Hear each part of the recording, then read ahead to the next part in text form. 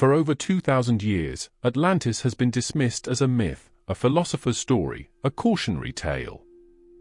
But what if it isn't fiction at all? And what if the real question isn't whether Atlantis existed, but why its memory survived when everything else was erased? Atlantis enters history the same way it exits it.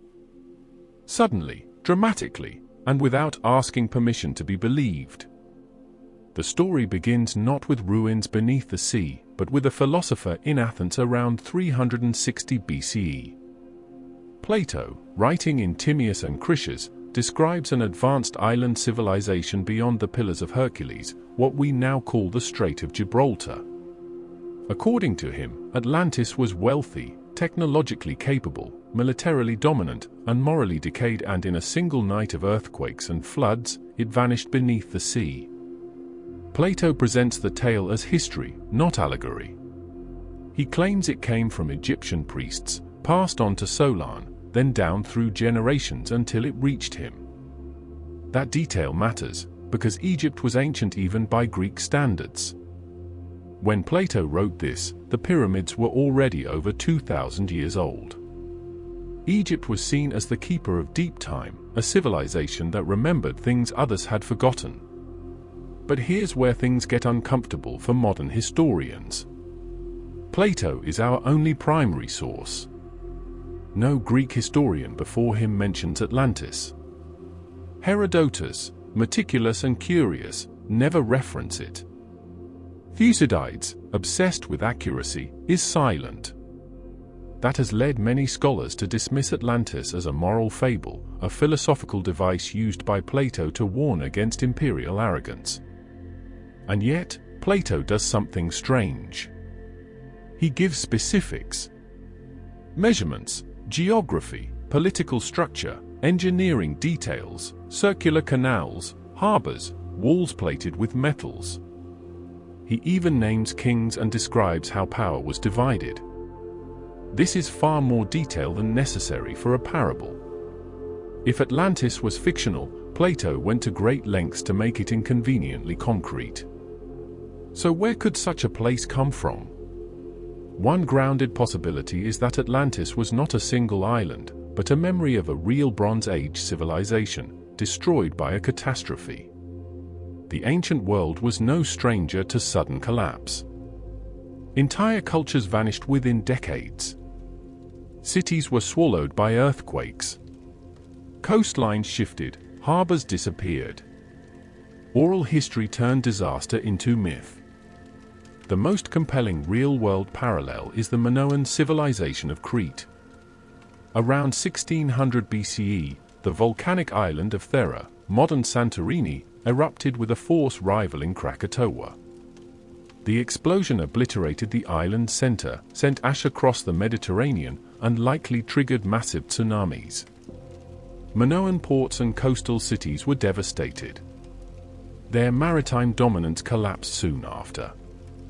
Within generations, their culture was absorbed by Mycenaean Greece. The Minoans were advanced, wealthy, sea-focused, artistically sophisticated, and relatively peaceful compared to their neighbors. They built complex palaces, had plumbing, trade networks, and a strong naval presence. They lived with the sea, and were ultimately undone by it. Sound familiar? Critics point out that Crete is not beyond the Pillars of Hercules, as Plato specifies. But ancient geographic terminology was not fixed. The pillars shifted in meaning over time.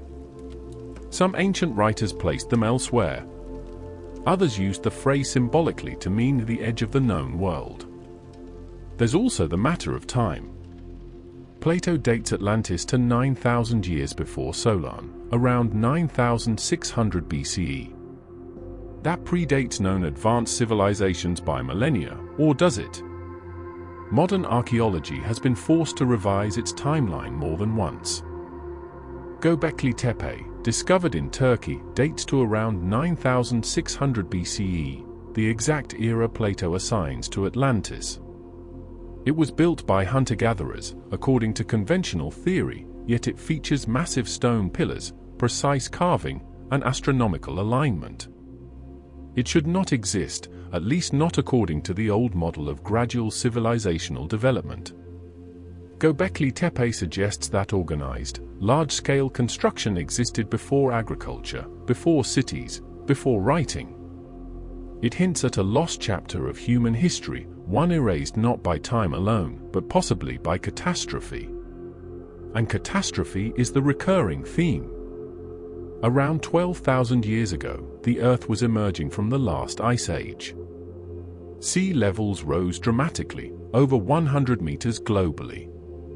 Coastlines were submerged.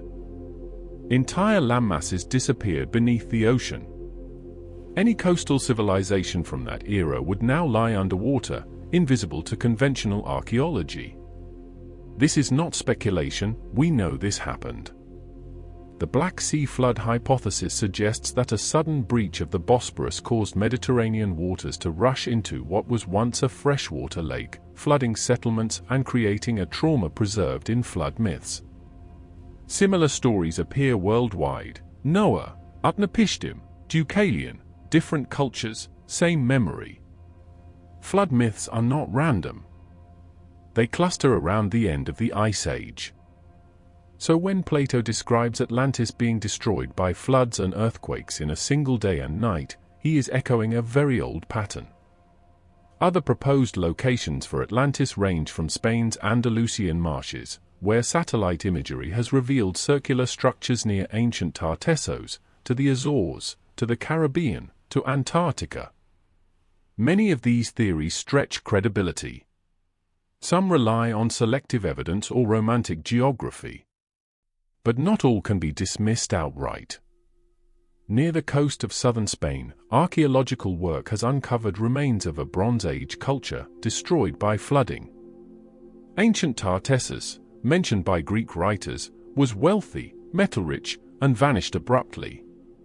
It sat near the Atlantic, beyond the Mediterranean.